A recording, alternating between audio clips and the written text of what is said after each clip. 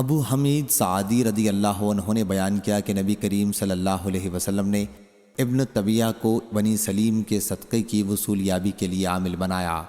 جب وہ آن حضرت صلی اللہ علیہ وسلم کے پاس وصولیابی کر کے آئے اور آن حضرت صلی اللہ علیہ وسلم نے ان سے حساب طلب فرمایا تو انہوں نے کہا یہ تو آپ لوگوں کا ہے اور یہ مجھے ہدیہ دیا گیا ہے۔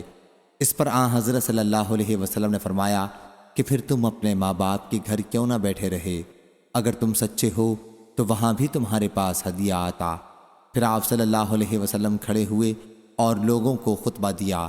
آپ صلی اللہ علیہ وسلم نے حمد و ثنا کے بعد فرمایا اما بعد، میں کچھ لوگوں کو بعض ان کاموں کے لیے عامل بناتا ہوں جو اللہ تعالیٰ نے مجھے سونپے ہیں۔ پھر تم میں سے کوئی ایک آتا ہے اور کہتا ہے کہ یہ مال تمہارا ہے اور یہ ہدیہ ہے جو مجھے دیا گیا ہے۔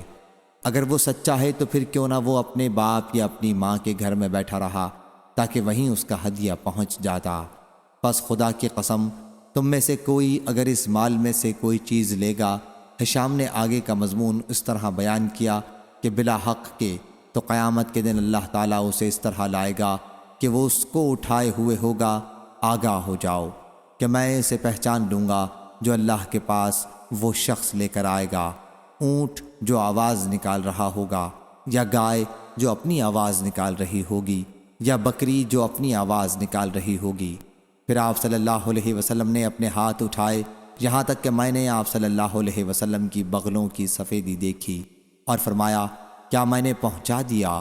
صحیح بخاری حدیث نمبر 7197۔